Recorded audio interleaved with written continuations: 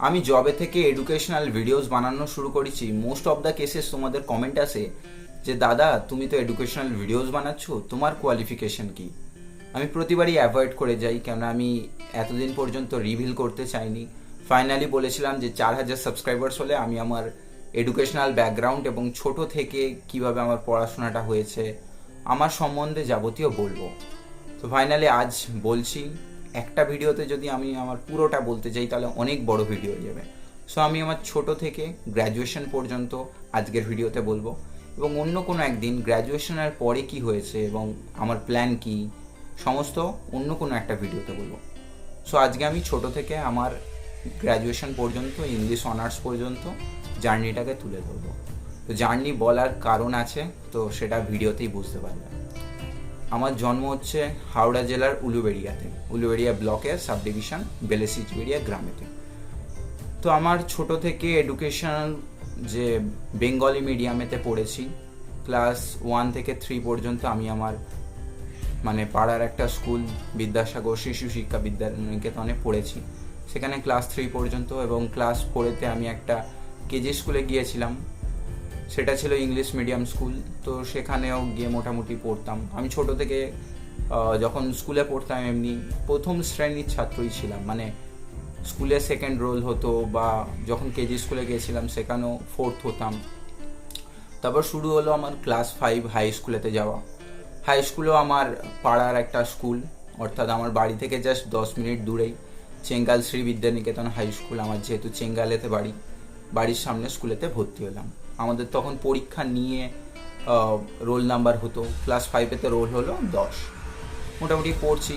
তো হিস্ট্রি সাবজেক্টটা বাদে প্রতিটা সাবজেক্টের প্রতি আমার একটা টান থাকতো, প্রতিটা সাবজেক্টই পড়তে ভালো লাগতো এক্সেপ্ট হিস্ট্রি, কেননা ভালো লাগতো না আমার হিস্ট্রি পড়তে। তো যাই হোক, এবারে ক্লাস 6-এ রোল হলো, দেখলাম 7 রোল হয়েছে। তো আমার ছোট থেকে ইংলিশ আর ম্যাথ, বিশেষ করে ম্যাথটার প্রতি আমার একটা আলাদাই আকর্ষণ ছিল। সায়েন্সের দিকে আমার প্রচণ্ড ইচ্ছে ছিল, সায়েন্স নিয়ে পড়বো। তো ছোটো থেকে এত কিছু বুঝিনি, সায়েন্স কি আর্টস কি এত কিছুই মাথায় আসেনি। ক্লাসে পড়তাম, যখন রেজাল্ট আউট হতো, ক্লাস টেস্টগুলো হতো, 20-তে 20 আউট অফ 20-তে 20, 30-এ 30 বা 50-এ 50 এরকম পেতাম। ইংলিশ আর ম্যাথেতে আমি টোটাল স্কোর করতাম আউট অফ যত ছিল। আর লিটারেচারের ক্ষেত্রে বেঙ্গলি লিটারেচার বা হিস্ট্রির ক্ষেত্রে আমার নাম্বারটা সব থেকে ডাউন যেত, বিশেষ করে হিস্ট্রির ক্ষেত্রে। বাংলাটা তবু রিকভার করে নিতাম। তো যাই হোক, তারপরে ক্লাস 6 থেকে 7-এ উঠলাম। 7-এ ওই ম্যাথেতে 20-তে 20, ইংলিশে 20-তে 20 এরকম চলছে মোটামুটি, সবই ভালো যাচ্ছে। আমি তখনও পর্যন্ত আমি টিচার কাছে পড়তাম, একজন টিচারের কাছে, কোনো আলাদা টিচার ছিল না। আমার বেসিক হচ্ছে মায়ের কাছ থেকে পড়াশোনা করা। তবে আমার মাও যে বিশাল পড়াশোনা করেছেন বা আমার বাবাও যে বিশাল পড়াশোনা করেছে এরকম নয়। আমাদের ব্যাকগ্রাউন্ডটা অনেকটাই লোয়ার ক্লাসের ব্যাকগ্রাউন্ড। আমার বাবার মুদিখানার দোকান ছিল এবং মা হাউসমেট। তো এরকমভাবে চলছিল। ক্লাস 6, 7 থেকে উঠলাম। 7 থেকে যখন 8-এ ওঠা শুরু করলাম, 8-এ ওঠার সময়তে আমার আরেকজন টিচার নিলাম। তবে এবার কিসের টিচার নিচ্ছি, কেন টিচার নিচ্ছি এত কিছু বুঝি না। তখন টিচার নিয়েছি আরেকজনের কাছে, টিচারের কাছে পড়তে যাই, পড়ি। ইংলিশটা তখন গাফিলতি শুরু হয়ে যায়, ইংলিশের দিকে আর অতটা ফোকাস করতে পারছিলাম না। টিচাররাও কী করছেন, পড়তে যাচ্ছি, পড়া পাল্টে দিচ্ছে, মজা লাগছে, বেশ বাড়ি চলে আসছি। ম্যাথের দিকেও কনসেন্ট্রেশন নষ্ট হয়ে গেল। তো ক্লাস 8-এতে গিয়ে আমার রোল নাম্বার চলে গেল 7, 8, 9 থেকে চলে গেল 13-তে। তো তখন একটু পড়াশোনায় ঢিলে হয়ে গেছিলাম। তখন আউট অফ 20-তে 18, 15 এরম করে আসতে শুরু করলো। তো যাই হোক, ক্লাস 9-এ উঠলাম। 9-এ উঠে দেখলাম ওই পড়াশোনাতে ওরকমই চলছে। ইংলিশের প্রতি একেবারে অবহেলা শুরু হয়ে গেছিলো। তখন থেকে এবার শুরু হলো আমার ইংলিশের ডাউনফল। ইংলিশে প্রচুর নাম্বার কম আসতে শুরু করলো। 20-তে এবারে 10 আসতে শুরু করলো। ম্যাথেতেও ডাউন হতে শুরু করলো, 20-তে 15 আসতে শুরু করলো। বা অন্যান্য সাবজেক্টে, সায়েন্সেতেও যেখানে 30-এ 30 পেতাম সেখানে 20-25 হতে শুরু করলো। তো 9-এতেও একটু ডাউনফল শুরু হয়েছিল। এবারে 9 থেকে যখন 10-এতে উঠলাম, একটা বন্ধুর সাথে চ্যালেঞ্জ করে হয়েছিল যে ক্লাস 10-এতে আমাদের রোল করতে হবে 1 থেকে 10-এর মধ্যে। তো দুজনে চ্যালেঞ্জ করে আমার হয়ে গেল ক্লাস 10-এতে 9 নম্বর রোল। তো সেখানে ক্লাস 10-এতে যখন 9th হলাম, এবার মোটামুটি 1 থেকে 10-এর মধ্যে আছি, ক্লাসেতে সবাই পড়ছে, একটা মানে টক্করের ব্যাপার আছে। ক্লাস 10-এতে গিয়ে আমি অন্য টিচারের কাছে অ্যাডমিশন নিলাম। বাড়িতে যে টিউশন স্যারের কাছে পড়তাম, কেননা উনি ইংলিশের প্রতি অবহেলা শুরু করেছিলেন, প্লাস অন্যান্য সাবজেক্টে ওই পড়া পাল্টে দিতেন, ইংলিশ তো একদম পড়া হচ্ছিলই না। টিচারদের দোষ দেবো না, আমারও হয়তো গাফিলতি ছিল, বাবা মা জানেও না যে সেই টিচার কোন সাবজেক্টের টিচার, যেহেতু বাবা মায়েরও মানে খুব একটা এডুকেশনাল ওই সম্বন্ধে নলেজ নেই। তো যাই হোক, ক্লাস 10-এতে গিয়ে আমি একটা অন্য কোচিংয়ে ভর্তি হলাম। সেই কোচিংয়েতে পড়াকালীন কি হলো যে দেখলাম প্রচুর স্টুডেন্ট, ব্যাচেতে প্রায় 30 থেকে 40 জন। সেখানে একটা মানে যারা প্রথম দিকে ছাত্র, মানে 1, 2, 3, 4 রোল এরকম, ওরা দেখছি এইভাবে পড়ছে। তো আমিও ওইভাবে পড়া শুরু করলাম, একটা জাস্ট মানে রেসের মধ্যে শুরু করলাম। করতে করতে কি হলো না, মাধ্যমিকেতে আমি হলাম স্কুলের 3rd। মাধ্যমিকেতে মানে খুব একটা যে বেশি নাম্বার এসেছিল এরকম বলবো না, একজন টিচারের কাছেই পড়তাম। একজন টিচারের কাছে আর্টসের সমস্ত সাবজেক্ট, আর একজন টিচারের কাছে সায়েন্সের সমস্ত সাবজেক্টগুলো, মানে ম্যাথ, বায়োলজি আর এদিকে ফিজিক্যাল সায়েন্স, এটা পড়তাম। আর একজন টিচারের কাছে হিস্ট্রি, জিওগ্রাফি, ইংলিশ, বেঙ্গলি আর যা যা হতে পারে সব পড়তাম। তো ইংলিশের টিচার আমি আলাদা করে নিইনি, ক্লাস 10 পর্যন্ত কোনো আমার ইংলিশের আলাদা কোনো টিচার ছিল না। তো যাই হোক, ক্লাস 10-এতে আমার যে রোল হলো 9 যেহেতু রোল হয়েছে, ক্লাসেতে যখন খাতা বার হচ্ছে, ফার্স্ট টার্মের খাতা বার হচ্ছে, কেউ ফিজিক্যাল সায়েন্সে 40-এ 40 পায়নি, সেই জায়গায় আমি হাইস্ট পেয়েছি 37, কোনোটায় 38, 40-তে 40, এরকম। জাস্ট ক্লাসের রেপুটেশন আমার বলতে গেলে ভালোই ছিল ছেলেদের দিক থেকে। তো যাই হোক, এইভাবে চলছে পড়াশোনাটা, চলতে চলতে যেমন একটা ট্র্যাজেডি শুরু হয় না, একদম উপরে উঠতে থাকে, তারপরে আবার ডাউনফল হতে শুরু করে, সেই ক্লাইম্যাক্সটা শুরু হলো আমার ওই টাইমটা থেকে। মানে ক্লাইম্যাক্স বলবো না, অ্যান্টি ক্লাইম্যাক্স শুরু হলো আমার ওই টাইমটা থেকে। ক্লাস 10-এতে যখন পড়ি এমনি মোটামুটি চলছে। বাবার কি হলো, এই মানে বর্তমানে যে সমস্ত চিট ফান্ড কোম্পানিগুলো আছে, সেই সমস্ত চিট ফান্ড কোম্পানির মধ্যে একটা কোম্পানি ছিল IRL, infinitive real call limited. তো ওই কোম্পানির একজন এজেন্ট ছিলেন। তো ওই সময় কি করলেন, বাবা ফান্ডিং যে সমস্ত কালেক্ট করেছিলেন, ওই সময় কোম্পানিগুলো সারদা বা অন্যান্য রোজ ভ্যালি এগুলো উঠে যেতেই না একটা মানে পরিবেশের মধ্যে ক্যাশ শুরু হলো। সবাই কি করলো, মানে একটা প্যানিক হতে শুরু করলো এবং প্রত্যেকে যে যার কোম্পানিকে বন্ধ করে দিতে শুরু করলো, দেউলিয়াকে ঘোষণা করে দিচ্ছে, কে কোম্পানি ছেড়ে চলে যাচ্ছে। তো এরকম পরিস্থিতিতে কি হলো, আমাদেরও একটা মাথার ওপর চাপ চলে এলো। বাবা কি করলো, দোকানটা বিক্রি করে দিয়ে মিলেতে কাজে লেগে গেল। মানে তখন এতটাই পরিস্থিতি খারাপ ছিল, মানে দোকানটা বিক্রি করে দেওয়ার পরে কোনো কাজ ছিল না। মানে প্রায় 3 থেকে 4 মাস, মানে আমার তখন মাধ্যমিক, আমি ক্লাস 10-এতে পড়ি, ক্লাস 10-এর প্রায় শেষের দিকে হয়ে এসেছে, এক্সাম দেব। তো সেই সময় আমার মানে পরিস্থিতি খুবই খারাপ হয়ে গেছিলো। কোনো কাজ নেই বাবার, মানে যে নতুন জায়গায় কাজে লাগবে কাজ পাচ্ছে না, প্রায় 3 থেকে 4 মাস কোনো রকম কাজ ছিল না। সেই সময় খুব খারাপ পরিস্থিতির মধ্যে দিয়ে গেছে। মানে মা তখন বাড়িতে ওই যে আঠা দিয়ে চাঁদলা বসানোর পাথর কাজ, ওই কাজ করতো। তো ওই কাজ আমি করতাম, বাবা করতো, এই করে চলতো মানে সংসার। তো এই করে চলছিল না, দেখা যাচ্ছিল। তখন বাবা কি করলো, মিলে গিয়ে কাজে জয়েন করলো। তখন মিলেও বেশি মাইনে দেয় না, মিলে 60 টাকা রোজ এরকম জয়েন করলো। তো কাজ করতে করতে মিল কি হলো, হঠাৎ করে বন্ধ হয়ে গেল। সেখান থেকে চলে গেল একটা অন্য লোহার ফ্যাক্টরিতে। সেই লোহার ফ্যাক্টরিতে গিয়ে কাজ শুরু করলো। সেখানেও দিয়ে কিছুদিন কাজ করছিল এবং সেই কোম্পানিটাও পরবর্তীকালে বন্ধ হয়ে গিয়েছিল। তো সেই পরিস্থিতিতে আমাদের খুব খারাপ অবস্থা ছিল। মানে আমার এখনও মনে আছে, আমার জীবন বিজ্ঞান পরীক্ষার আগের দিনেতে মানে আমাদের দোকান বিক্রি হয়ে যাচ্ছিল। সেই দিনেতে মানে বাবাকে কিছুজন ধরে নিয়ে গেছিলো, মানে তুলে নিয়ে গিয়েছিল। আমি আমার একটা কাকু দুজন মিলে খুঁজতে বার হয়েছিলাম যে কোথায় গেল, এখনও রাত হয়ে গেছে, এখনও বাড়ি ফিরছে না। তো খুব খারাপ পরিস্থিতির মধ্যে দিয়ে গেছে। মানে আমার টেস্ট পরীক্ষার আগের দিনে আমি এরকম বাইরে ঘুরেছি, কোনো পড়ার সুযোগ পাইনি। তো যাই হোক, ক্লাসে টেস্ট পরীক্ষা হলো মোটামুটি মাধ্যমিকে। তো মাধ্যমিকে ফাইনাল যখন এক্সাম দিলাম, মানে স্কুলেতে দেখলাম 3rd হয়েছি আমি। মার্কস যে বিশাল পেয়েছি এরকম ব্যাপার নয়, মানে নর্মালি পেয়েছিলাম 73.42% পেয়েছিলাম। মোটামুটি পেয়েছিলাম। সায়েন্সের সাবজেক্টগুলোতে লেটার ছিল, কিন্তু আর্টসের সাবজেক্টে লেটার ছিল না। প্লাস ইংলিশে অনেকটা ডাউন চলে গেছিলো। আমার ইংলিশে মাধ্যমিকে ছিল 62, মাত্র 62 পেয়েছিলাম, ভাবো। সেই জায়গা থেকে যাই হোক ক্লাস 11-এতে ভর্তি হলাম। ক্লাস 11-এতে ওরকম পরিস্থিতি, কোনো কাজ নেই।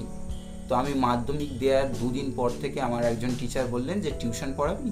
তো আমি কি করলাম, টিউশন পড়ানো শুরু করলাম।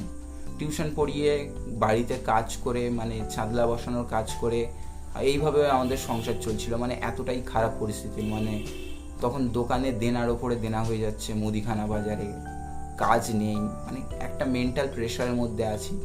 তো আমি সেই সময় ভেবেছিলাম সায়েন্স নিয়ে পড়বো। আমার সায়েন্স সাবজেক্টের প্রতি যেহেতু খুব ভালো লাগা ছিল, সায়েন্স নেবো ভেবেছিলাম। কিন্তু হঠাৎই কি হলো, স্কুলের টিচারদের জিজ্ঞাসা করলাম। স্কুলের টিচাররা বললো যে সায়েন্স নিবি, সায়েন্স নিতে গেলে তো খুব মেধাবী ছাত্র হতে হয়, এত কম মেধা নিয়ে সায়েন্স হয় না, তো সায়েন্স নিস না, সায়েন্স বাদে অন্য কিছু কর, অন্য কিছু আর্টসের লাইনে যা, খুব ভালো। তো স্কুলের টিচাররা আমার সাথে খুব ভালো সম্পর্ক ছিল। টিচারের সাথে, প্রতিটা টিচারের সাথেই আমার খুব ভালো রিলেশন ছিল। টিচাররা আমাকে ডাকলেন, আমার বাড়ির সামনে দিয়ে একজন টিচার যেতেন, টিচারকে বললাম স্যার এরকম আমি সায়েন্স নিতে চাই। স্যার বললো দেখ সায়েন্স নিস না, খুব চাপ হয়ে যাবে, তুই পারবি না, বায়োলজি মুখস্থ করতে পারবি কিন্তু বাকি অন্যান্য ম্যাথ, ফিজিক্স, কেমিস্ট্রি এইগুলো আসবে না। তখন অনেক হতাশ হয়েছিলাম। তার ওপরে মানে বাড়ির প্রেশারটা দেখছিলাম যে সংসার চলতে চাই না। আমি যদি এই সময় সায়েন্স নিই, সায়েন্সে অ্যাডমিশন নিই, সেই সময় বাবার পক্ষে টানা সম্ভব নয়। এটা সায়েন্সে নিতে গেলে অন্তত 4টে টিচার লাগবে। তো আমি, বাবা পারবে না 4টে টিচার হায়ার করতে। বাধ্যতামূলক নাম্বার থাকা সত্ত্বেও আমি কি করি, আর্টসে ভর্তি হই। সেই সময় আমার মানে মেন্টাল প্রেশার বিশাল যাচ্ছিল, মানসিকভাবে ভেঙে পড়েছিলাম যে আমার প্রিয় সাবজেক্ট, আমি সায়েন্স যেহেতু ভালো লাগে, বায়োলজি, কেমিস্ট্রি, ফিজিক্স বা ম্যাথ আমার খুব ভালো লাগে, বিশেষ করে ম্যাথ খুব ভালো লাগে। তো আমি ভেঙে পড়েছিলাম যে আর্টসের আমি কিছু জানি না, পলিটিক্যাল সায়েন্স পড়িনি, এডুকেশন কি পড়িনি, আমার হিস্ট্রি ভালো লাগেনি। তো সেই সময় টিচাররা, স্কুলের টিচাররা আমাকে বোঝালেন যে দেখ এরকম আমাদের স্কুলেই ভর্তি হয়, আমাদের স্কুলে আর্টস আছে, আমাদের স্কুলে সায়েন্স নেই, তো আর্টসেই ভর্তি হয়। আমাদের স্কুলে সায়েন্স, আর্টস, কমার্সের মধ্যে শুধুমাত্র আর্টসটা ছিল, আর কিছু ছিল না। তো আমি অন্য স্কুলে ভর্তি হয়েছিলাম জগৎপুরে, সেখানেও আর্টসে ভর্তি হয়েছিলাম, কিন্তু আমি সেখানে থাকতে পারিনি, তাদের পরিবেশের সাথে মানে আমাকে মানিয়ে নিতে পারিনি নিজেকে। তো সেই কারণে আমি নিজের স্কুলেই ফেরত চলে আসি। নিজের স্কুলের টিচাররা বলে যে আমার স্কুলে যেহেতু খুব ভালো সম্পর্ক আছে, টিচাররা বলে আমরা প্রজেক্টের নাম্বার দিয়ে দেবো, গাইড করে দেবো। স্কুলেতে ভর্তি হয় আমাদের নিজেদের আগের স্কুলে, চেঙ্গালশ্রী বিদ্যানিকেতন স্কুলে। ওই স্কুলে ক্লাস 11-এতে ভর্তি হলাম, ছেলেদের মধ্যে ফার্স্ট হলাম। মানে ক্লাস 11-এতে দেরি করে ভর্তি হয়েছিলাম, 57 রোল হলো। ক্লাস 12-এ যখন রেজাল্ট আউট হলো আমি দেখলাম 11-এ ফার্স্ট হয়েছি, তো 12-এ আমার ফার্স্ট রোল হলো, ক্লাস 12-এ ফার্স্ট। তো যাই হোক এইভাবে চলছিল প্রতিটা সাবজেক্টের প্রতি। ক্লাস 12-এ গিয়ে আমার একজন জিওগ্রাফির টিচার কালীচরণ স্যারের কাছে আমি ভর্তি হলাম। স্যারের ভূগোল পড়ানোটা আমার বিশাল ভালো লাগলো। তো আমি কি করলাম, জিওগ্রাফিতে অনার্স নেব বলে ভেবে পড়া শুরু করলাম। জিওগ্রাফির প্রতি আলাদাই একটা আকর্ষণ শুরু হলো। মানে যা জিওগ্রাফির বই পাচ্ছি সব একসাথে, মানে তা থেকে যা যা কোশ্চেন হতে পারে সব একসাথে একদার দিয়ে পড়ে নিচ্ছি। আমার ক্লাস 12-এ জিওগ্রাফির বই ছিল 5টা, প্লাস টেস্ট পেপার এবং আরও অন্যান্য বই ছিল। তো মোটামুটি 5খানা বই পুরো থরলি পড়া, যা যা কোশ্চেন হতে পারে সব পড়া। টেস্ট পেপার আর মানে গত 5 বছরের সলভ জিওগ্রাফি, বাকি অন্যান্য সাবজেক্টের যা হয়েছে, বাকি অন্য কোনো সাবজেক্টের নেই। তখন আমার 2টো টিচার, জিওগ্রাফির একটা টিচার আর অল সাবজেক্ট পড়িয়ে দেওয়ার একটা টিচার। তখন আমি ইংলিশের কোনো টিচার নিইনি। তো ক্লাস 12-এ ভেবেই নিয়েছিলাম আমি জিওগ্রাফিতে অনার্স করব। জিওগ্রাফি ছাড়া অন্যান্য সাবজেক্ট আমার ভালো লাগতো না, মানে ভালো লাগতো কিন্তু জিওগ্রাফির মতো অত আনন্দ পেতাম না। জিওগ্রাফির প্রতি আলাদা ভালোবাসা তৈরি হয়েছিল। তো জিওগ্রাফির সব পড়ে নেওয়ার পরে ফাইনালি এইচএস দিতে গেলাম। এইচএসেতে যখন রেজাল্ট আউট হলো দেখলাম স্কুলের মধ্যে ফার্স্ট হয়েছি, 84.64% ছিল, 423 পেয়েছিলাম। মাধ্যমিকে 514 পেয়েছিলাম, আর এইচএসেতে 423 পেয়েছিলাম। তো যাই হোক, জিওগ্রাফিতে এলো আমার 97। এবার 97-এর যে 3 নাম্বার বাদ গেছে, 3 নাম্বার আমার দোষেই বাদ গেছে, আমার না জানার কারণেই বাদ গেছে। মানে অপশান যে ওয়ান টাইম ওয়ান চান্স, আমি কি করেছিলাম, ওই ওএমআর সিটেতে, ওএমআর হয় না, ওই যে অপশানে টিক মার্ক হয়, ওখানে আমি কি করেছিলাম যে কাটাকুটি করেছিলাম, 2টো কাটাকুটি করেছিলাম, আর একটা ছিল আমি পুশ করিনি, মানে জানতাম না। তো আমি আমার একটা বন্ধুকে জিজ্ঞাসা করেছিলাম আমি যাতে কম পাই, সেই কারণে সে কী করেছিল যে আমাকে মিসগাইড করেছিল, ভুল বলে দিয়েছিল। তো সেখানে 1 নাম্বার গিয়েছিল। আজও মানে ওই 3 নাম্বারের জন্য একটা আফসোস হয়। তো যাই হোক, জিওগ্রাফিতে 97 পাই, আর অন্যান্য সাবজেক্টেও লেটার ফেটার এসেছিল মোটামুটি।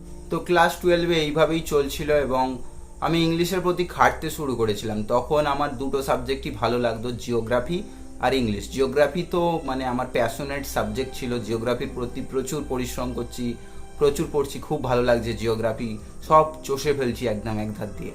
আর বাকি ইংলিশের প্রতি এমন একটা তখন আকর্ষণ ছিল, মানে ইংলিশের টিচারের কাছে পার্সোনালি পড়তাম না, একটা টিচারের কাছেই সব পড়তাম। এবার ওনার ব্যাকগ্রাউন্ড ইংলিশ নয়, মানে উনি যে ইংলিশ অনার্স করেছেন এরকম নয়, উনি নর্মালি গ্র্যাজুয়েশন করেছেন, পাশেতে পড়েছেন, তবে মাস্টার্স করেছেন ইংলিশে, গ্র্যাজুয়েশন করেননি ইংলিশে। তো ওনার কাছে পড়ছি, সমস্ত স্টুডেন্ট পড়ছে, বেশ ভালো লাগছে। ওনার কাছে আমি মাধ্যমিক থেকে পড়ছি, মাধ্যমিকে পড়েছি, 11-এ পড়েছি, ক্লাস 12-এ পড়ছি। তো সেই সময় নোটগুলো, যেগুলো ক্লাস 12-এ এক একটা নোট হয়, আমরা লিখে দিতাম। আমাদের মধ্যে একটা মানে রেস হতো যে কে কত তাড়াতাড়ি লিখতে পারে। আমি কি করতাম, 3 মিনিটের মধ্যে এক একটা বড় 6 নম্বরের যে নোটগুলো হয় আমি লিখে দিতাম 3 মিনিটের মধ্যে, উইথাউট এনি মিস্টেক। কোনো রকম সেন্টেন্সও বাদ যেত না, কোনো রকম বানানো বাদ যেত না, এত ফাস্ট লিখতাম। এবং বাড়িতে এত প্র্যাকটিস করতাম যে খুব ভালো হয়েছিল, মানে ইংলিশে ব্যাকগ্রাউন্ড খুব মোটামুটি স্ট্রং হয়েছিল। গ্রামাটিক্যালি যা গ্রামার শিখেছি ওই স্যারের থেকেই শিখেছি, সুমন্ত স্যার। তাছাড়া আমি ক্লাস 9 পর্যন্ত, শুনলে হাসবে, ক্লাস 9 পর্যন্ত কোনো রকম গ্রামাটিক্যাল আমার ব্যাকগ্রাউন্ড ছিল না, গ্রামার শিখিনি আমি ক্লাস 9 পর্যন্ত। স্কুলে একবার ম্যাম শিখিয়েছিলেন, মৌসুমি ম্যাম, ভয়েস চেঞ্জ। বাকি আমাদের স্কুলের টিচার, আমাদের স্কুলে 5খানা ইংলিশের টিচার আছে, তাদের থেকে কারো থেকে আমি কোনো রকম গ্রামার শিখিনি। ভাবো কী অবস্থা। একবার ক্লাস 5-এ না 6-এ দেবে সম্ভবত, গ্রামার বানানকে লিখেছিলাম জোরে মার। তো স্যার এলেন, এসে পিঠেতে দুম করে জোরে মেরে চলে গেলেন, বলে তুই তো খাতাতেই তো জোরে মার লিখেছিস, তো ওই জন্যই জোরে মেরেছি। তো যাই হোক, তো যা গ্রামাটিক্যাল শেখা, মানে গ্রামাটিক্যাল সমস্ত কিছু ওখানেই শেখা। এই যে গ্রামার বলছি, অ্যাকচুয়াল প্রোনাউন্সিয়েশন কিন্তু গ্রামার নয়, গ্রামার। তো গ্রামাটিক্যাল যা কিছু শিখলাম ওখানে মোটামুটি শিখেছি, ভয়েস চেঞ্জ, ন্যারেশন ট্যারেশন সব কিছু শিখেছি। এইচএস দিলাম, এইচএসেতে সমস্ত সাবজেক্টে লেটার পেলাম এক্সেপ্ট ইংলিশে। ইংলিশের লেটার পাইনি সেই সময়, মানে মন ভেঙে গেল যে আমি ইংলিশে এত খাটলাম, 3 মিনিটে যে নোট আমি নামিয়ে দিতে পারি, এত মুখস্থ আমার ক্যাপাসিটি, আমার উইকনেস রয়ে গেল, আমি ইংলিশে লেটার পেলাম না। আমার এক্সপেকটেশন ছিল কিন্তু 85 পাবো, কেননা সেই লেভেলের খেটেছিলাম, সেই লেভেলের পরিশ্রম করতাম, রোজ টেস্ট পেপার সলভ করতাম, নোট তো মুখস্থ, এক একটা চ্যাপ্টারের এক একটা থেকে 7টা-8টা করে নোট মুখস্থ করতাম। এমনকি এত মুখস্থ যে আমি যখন খুশি নোট মুখস্থ বলে দিতে পারতাম, 3 মিনিটের মধ্যে লিখে দিতে পারতাম, এতটা আমার স্পিড ছিল। তো যাই হোক, জানি না কেন স্কুলের একবার আমার জিওগ্রাফির টিচার বলেছিলেন যে আমি আমার একটা আলাদা করে এই ইংলিশের টিচার নেওয়া উচিত। কিন্তু সেই সময় পরিস্থিতি এরকম ছিল না, মানে আমি আমার ক্লাস 10 থেকেই, যেহেতু বললাম যে ক্লাস 10-এ মাধ্যমিক হয়ে যাওয়ার 2 দিন পর থেকে আমি টিউশন পড়াচ্ছি, বাবার এরকম পরিস্থিতি, কাজ নেই, কাজ করে যে ইনকাম হয় সেটা দিয়ে সংসারও চলতে চায় না। তো আমি কি করলাম, বাবাকে বললাম যে আমি আমার পড়াশোনা যা খরচ হবে আমি আমার নিজের মতো চালিয়ে নেব, আমার পিছনে মানে পড়াশোনার পিছনে কোনো রকম খরচ করতে হবে। হ্যাঁ, পরে প্রয়োজন হলে সামান্য কিছু, যখন অ্যাডমিশন হয়েছে, অনেকটা টাকা একসাথে প্রয়োজন হয়েছে, তখন বাবা সাহায্য করেছেন। তাছাড়া আমি বাকি নিজের টিউশন ফিস, অন্যান্য যাবতীয় নিজের হাত খরচ বা পড়াশোনার খরচ নিজে চালাতাম। তো দেখলাম ক্লাস 11-এতে আমার টিচার যখন বলেছিলেন যে আলাদা একটা টিচার নিতে, 11 না 12-এতে সম্ভবত, তো আমার কাছে পয়সা ছিল না যে আলাদা করে টিচার নেবো। ইংলিশে আলাদা টিচার নিতে যে একটা পয়সা লাগবে সেটা আমার নেই, কেননা আমি তখন 3 থেকে 4 জন টিউশন পড়াই, 150 টাকা করে মাইনে, এমনি 2টো স্যারের কাছে পড়ি, 2টো স্যারকে মাইনে দিতেই চলে যায়, আর কি আলাদা টিচার নেব। তো সেই সময় মন খারাপ হয়েছিল, ভেবেছিলাম এই স্যারের কাছেই হয়ে যাবে। তো আমি এখনও বলি যে তোমরাও যদি ক্লাস 11-এতে পড়ো বা ক্লাস 10-এতে পড়ো বা নিচু ক্লাসে পড়ো, ইংলিশে আলাদা একটা টিচার রিক্রুট করো, ইংলিশে আলাদা টিচার নিও। সমস্ত টিচার ইংলিশ পড়াতে পারেন না, তাই বলে যে সবাই পারেন না আমি এরকম বলছি না, মানে ইংলিশের জন্য বলবো একটা স্পেশালি টিচার নিয়ে রাখো, তাহলে কিন্তু তোমার ব্যাকগ্রাউন্ডটা ভালো হবে, তাছাড়া কিন্তু তোমার ইংলিশে উইকনেস হয়ে যাবে। তো যাই হোক, এক্সাম হলো, এইচএস হলো, এইচএসেতে বললাম 423 পেয়েছিলাম। ইংলিশ বাদে সমস্ত সাবজেক্টে লেটার পেলাম, ইংলিশে পেয়ে গেলাম 65। জানি না কি ভুল হয়েছিল, এক্সামও খুব ভালো দিয়েছিলাম, মানে আমার টার্গেট ছিল প্রতিটা সাবজেক্টে যেমন যা টার্গেট ছিল সেই অনুযায়ী পেয়েছিলাম, কিন্তু এক্সেপ্ট ইংলিশে পাইনি। ইংলিশে পেয়েছিলাম 65, মাত্র 65 নাম্বার পেয়েছিলাম ইংলিশে এইচএসেতে। তো আমাদের স্কুল থেকে জানি না কোথায় খাতা যায়, আমাদের স্কুল থেকে আমার 65 নাম্বারই হায়েস্ট, বাকি কেউ 50-র ওপরে পায়নি। ভাবো কি অবস্থা। এমনকি আমাদের গত 10 বছরের রেকর্ড আছে যে আমাদের স্কুল থেকে কেউ 70 পায়নি, 70-র ওপরে কেউ স্কোর করতে পারেন না আমাদের স্কুল থেকে। জানি না কোন টিচারের কাছে খাতা যায়, উনি কিভাবে খাতা দেখেন। তো আমাদের এইচএসের খাতাটা এরকম হয়, মাধ্যমিকের খাতাটা মোটামুটি ঠিকঠাক থাকে, এইচএসের খাতাটায় নাম্বার আসে না, কারোরই 70-র ওপরে লাস্ট 10 বছরে আসেনি। তো আমার 65 এসেছে। যাই হোক, তো যখন এবারে জিওগ্রাফি টিচারের কাছে গেলাম, জিওগ্রাফি টিচারকে মানে বাবা মার পরে বেশি মানতাম, রেসপেক্ট করতাম, সব থেকে ভালো আমার গাইড ছিলেন। তো ওনাকে গিয়ে বললাম, স্যার এবারে আমি তো জিওগ্রাফিতে অনার্স করব। তো স্যার এবারে বললেন যে সৌরভ, জিওগ্রাফি এখন স্কোপ খুব একটা ভালো নেই, জিওগ্রাফি বাদে তুই অন্য সাবজেক্টে অনার্স কর, জিওগ্রাফি বাদে তুই বরং ইংলিশে অনার্স কর, ইংলিশের এখন খুব প্রয়োজন, এখন ইংলিশ ট্রেন্ডিং সাবজেক্ট, সব জায়গাতেই প্রয়োজন হয়, ইংলিশ ছাড়া তো কোনো কিছু মানে এগিয়ে যাওয়া অসম্ভব প্রায়, তুই ইংলিশে অনার্স কর। এবার তখন আবার সেই একই পরিস্থিতির মধ্যে, মানে মেন্টালি একটা ট্যাবুর মধ্যে পড়ে গেলাম যে মাধ্যমিকে আমি একটা আর্নিংয়ের কারণে, আমার ইকোনমিক্যাল উইকনেসের কারণে আমি সায়েন্স নিতে পারলাম না। এইচএসেতেও আমার ঠিক সেম অবস্থা হলো। স্যার বললো যে জিওগ্রাফিতে প্রচুর অ্যাডমিশন ফিজ, অ্যাডমিশন খরচ, তো নিস না, পারবি না, তোর যা অবস্থা চালানো খুব চাপ, আর জিওগ্রাফি অনার্স করেও যে বিশাল কিছু মহান হয়ে যাবে তাও নয়। কিন্তু কি বলবো, আমার জিওগ্রাফি ছাড়া অন্য সাবজেক্ট ভালো লাগছিল না, মানে জিওগ্রাফির পরে ইংলিশটা অপশানে রেখেছিলাম। তো স্যার বললো ইংলিশে অনার্স কর। অ্যাপ্লাই করলাম প্রতিটা কলেজে, নাম এলো, যেহেতু ভালো এইচএসএতে স্কোর ছিল অল ওভার, সেই কারণে এলো। তো জিওগ্রাফিতেও এলো, জিওগ্রাফিতে কলেজে দেখলাম যখন করতে গিয়েছিলাম কাউন্সিলিং, 2 নম্বরে না 3 নম্বরে কাউন্সিলিংয়ে নাম এসেছে। প্রথমে ইংলিশেরটা হয়েছে, ইংলিশেরটা যখন কাউন্সিলিং করতে গেছি, তো ইংলিশের প্রফেসররা বলছেন তুমি জিওগ্রাফিতে এত নাম্বার পেয়েছো, জিওগ্রাফিতে কেন অনার্স করছো না, কেন ইংলিশে আসতে যাচ্ছ, ইংলিশ কত কঠিন সাবজেক্ট জানো, ইংলিশে পারবে না। তো উনি কি বললেন, যাও জিওগ্রাফিতে গিয়ে করো। তো যাই হোক, জিওগ্রাফির কাউন্সিলিং, ইংলিশেরটাও কাউন্সিলিংটা করেছি, করে জিওগ্রাফির কাউন্সিলিং করতে গেছি। জিওগ্রাফি যিনি কাউন্সিলিং করছিলেন তিনি আমাদের কলেজের প্রিন্সিপাল। এবার আমি জানতাম না ওটা প্রিন্সিপাল, আমাদের জিওগ্রাফি মানে প্রফেসরই হচ্ছেন আমাদের কলেজের প্রিন্সিপাল। তো উনি যখন ভর্তি নিলেন, উনি বললেন যে তুমি তো ইংলিশে করেছিল, কাউন্সিলিং করেছো, তাহলে তুমি আবার কেন জিওগ্রাফিতে করতে আসছো? জিওগ্রাফিতে অ্যাডমিশন ফিস জানো, 13,500 টাকা অ্যাডমিশন ফিস। এবার সেই সময় আমি জানি যে আমার যা আর্নিং করি সেই পয়সা দিয়েই আমার চলে, আমার পড়াশোনা, আমার কলেজে ভর্তি হতে হবে। 13,000 টাকা, 13,500 টাকা আমাদের কাছে মানে বিশাল একটা অ্যামাউন্ট, সম্ভব নয়।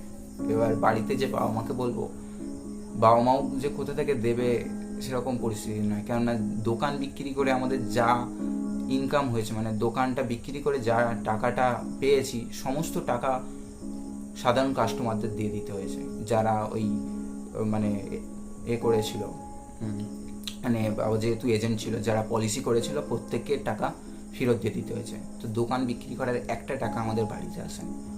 তো আমি জানি যে বাবা আমাকে বললে হয়তো কোথাও ধার দেনা করে কিছু বন্ধক ফন্ধক রেখে করে দেবে হয়তো, কিন্তু আমি চাই না যে ওনাদের এতটা চাপ হোক।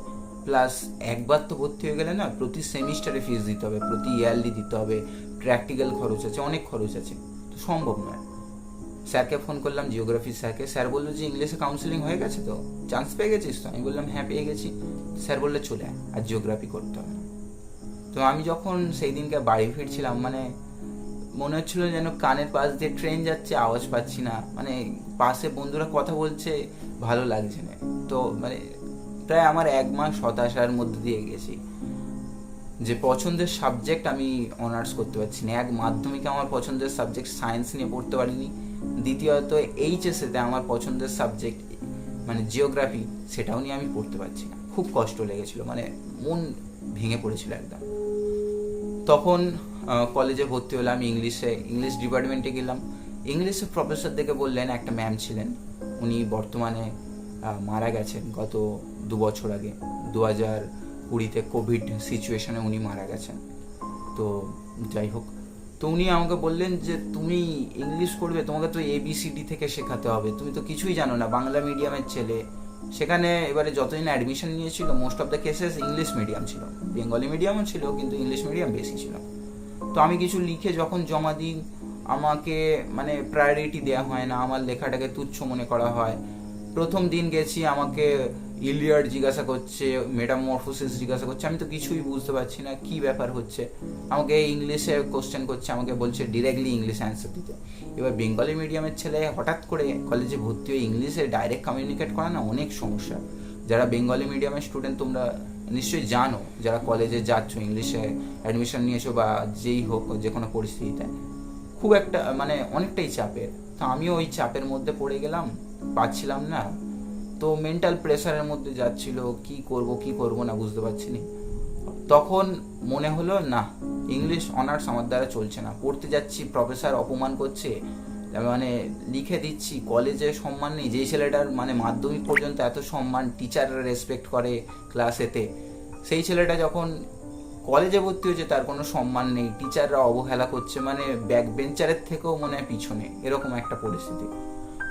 আমি বুঝতে পারছি না কি করব এই পরিস্থিতিতে। যাই হোক, কলেজে যাচ্ছি যখন, ভেবে নিয়েছি যে ফার্স্ট সেমিস্টার এক্সাম হবে, যদি আমি পাস না করতে পারি ইংলিশ অনার্সে, ব্যাস আমি কুইট করে যাব, ইংলিশ অনার্স কুইট করে যাব। আমি মোটামুটি 1 বছর যাও কাজ করব, করে যা আর্নিং করব, করে সেই আর্নিং দিয়ে আমি আমার জিওগ্রাফি অনার্সে ভর্তি হবো। এরকম একটা মানসিকতা তৈরি হয়েছিল। ভেবেও নিয়েছিলাম ট্রেনেতে হকারি করতে করতে যাবো, এরকম মানে মেন্টালিটি এসে গিয়েছিলাম। তো যাই হোক, এক্সাম হলো, রেজাল্ট আউট হলো, দেখলাম কলেজে সেকেন্ড, ইংলিশ ডিপার্টমেন্টে আমি সেকেন্ড। যেই টিচারটা আমাকে বলছিলেন যে তোমাকে ABCD থেকে শেখাতে হবে, তোমার দ্বারা হবে না, ইংলিশ অনার্স হবে না, তোমার জন্য ইংলিশ অনার্স না, সেই টিচারটাই পরের দিন থেকে দেখলাম পুরো পাল্টি খেয়ে গেলেন সমস্ত টিচাররাই। মানে আমার প্রতি রেসপেক্ট চলে এলো, ভালোবাসা চলে এলো। মানে একটা নাম্বার কিভাবে মানুষের মানসিকতা চেঞ্জ করে দিতে পারে আমি দেখলাম। আমি তখন থেকে বুঝে গেলাম যে নাম্বারের পিছনে আমি আর দৌড়াবো না, আমার যেটা ভালো লাগবে আমি সেটা করব। তো তখন আমি কি করলাম, ইংলিশ লিটারেচারের প্রতি একটা আলাদা আকর্ষণ শুরু হলো। ফার্স্ট ইয়ারেতে হিস্ট্রি অফ ইংলিশ লিটারেচার ভালো লাগতো না, কিন্তু সেকেন্ড সেম থেকে যখন ইংলিশ লিটারেচারগুলো পড়তে শুরু করলাম না, খুব ভালো লেগে গেল। তখন কি হলো, আমি নিজের সাবজেক্টের থেকে মানে বিয়ন্ড নিজের সাবজেক্ট সমস্ত কিছু পড়তে শুরু করলাম, যেগুলো নেই তার থেকে বেশি পড়ছি। মাস্টার্সে যেগুলো আছে পড়ে ফেলেছি, থার্ড ইয়ারে সেকেন্ড ইয়ারে সব পড়ে ফেলেছি। তো যাই হোক, সেকেন্ড সেমেরও রেজাল্ট আউট হলো, সেখানেও দেখলাম থার্ড হয়েছি, মোটামুটি ভালো যাচ্ছিল। আমি তখন আর নাম্বারের পিছনে নয়, লিটারেচার পড়তে আমার স্বাদ লাগছিল, সেই কারণে পড়ছিলাম। তো ফাইনালি আমার এইভাবে চলতে লাগলো, প্রতি ইয়ারেতেই মোটামুটি র্যাঙ্ক হলো। আর যেই টিচাররা আমাকে বলতেন যে আমার ইংলিশ ব্যাকগ্রাউন্ড উইক, আমি এইচএসেতে কম পেয়েছি, পেয়েছি, তারাই আবার দেখলাম ঘুরে গেল, পাল্টি খেয়ে গেল। তারাই বলছে হ্যাঁ আমি খুব ভালো স্টুডেন্ট, ইংলিশে আমার মোটামুটি বেস আছে। তো যাই হোক, আমি তখনও পর্যন্ত মানে আমি আমার ক্লাস 12 পর্যন্ত কোনো রকম ইংলিশের টিচার নিইনি। বাবু, ক্লাস 12 পর্যন্ত কোনো রকম ইংলিশের টিচার না নিয়েও আমি ইংলিশ অনার্স করেছি, প্লাস গ্র্যাজুয়েশনের সময় আমি ইংলিশে প্রফেসরের কাছে পড়েছি। যাই হোক, তখন আমার টিচার নেওয়া তার আগে আগে পর্যন্ত আমার কোনো ইংলিশের টিচার ছিল না। যাই হোক, আমার গ্র্যাজুয়েশন কমপ্লিট হলো। গ্র্যাজুয়েশনে 3টে ইয়ার মিলিয়ে দেখা গেল 69% আমার গ্র্যাজুয়েশনের নাম্বার এসছে। আমি মাধ্যমিকে যা নাম্বার পাইনি, আমি এইচএসে যা পাইনি, আমি গ্র্যাজুয়েশনে পেয়েছি। গ্র্যাজুয়েশনের সময় আমার ইংলিশ অনার্সে এতটা খেটেছি, ক্লাস 12-এতে আমি যখন পড়তাম, ক্লাস 12-এতে আমি হিউজ পড়তাম, দিনে 16 থেকে 17 ঘন্টা, কখনো 18 ঘন্টাও পড়েছি। রাস্তা দিয়ে যাচ্ছি, আমি হেডফোন লাগিয়ে স্যারের রেকর্ডিং শুনতে শুনতে যাচ্ছি। যখন খেতে বসছি, বাংলা গল্প রেকর্ডিং করে রেখে দিয়েছি, সেটা শুনতে শুনতে খাচ্ছি। টিভি থেকে 10 হাত দূরে, এরকম পড়ার প্রতি বিশাল কনসেন্ট্রেশন। তো ইংলিশ অনার্সও তাই করলাম, প্রচুর লিখতাম, প্রচুর নোট মুখস্থ করতাম, লিখতাম। তো এই করেই জাস্ট আমার ইংলিশ অনার্স কমপ্লিট হয়ে গেল। তো মোটামুটি ভালো নাম্বার পেয়েছি, 69%। ইংলিশ সাবজেক্টেতে অন্যান্য সাবজেক্টে এটা অনেকটা কম হয়ে যায়, তো ইংলিশের ক্ষেত্রে মোটামুটি ঠিকই বলে। যাই হোক, এর পরের আমার যা সমস্ত কিছু অন্য কোনো ভিডিওতে বলবো। এমনিতেই ভিডিওটা অনেক বড় হয়ে গেছে। তোমাদের কেমন লেগেছে আমার ব্যাকগ্রাউন্ড জানতে পেরে কমেন্ট বক্সে জানিও। ভালো লাগলে প্লিজ তোমার বন্ধুদের শেয়ার করো। এরপর থেকে তোমরা আমার ভিডিও দেখবে কি দেখবে না জানি না, তবে আমার যেটা উচিত ছিল সেটা আমি আমার রিভিল করে দিলাম, এবং বলতে পেরে তোমাদের সামনে মনটা একটু শান্তি পেল। তো প্লিজ ভালো লাগলে লাইক করে দিও। দেখা হচ্ছে অন্য কোনো ভিডিওতে। বাই।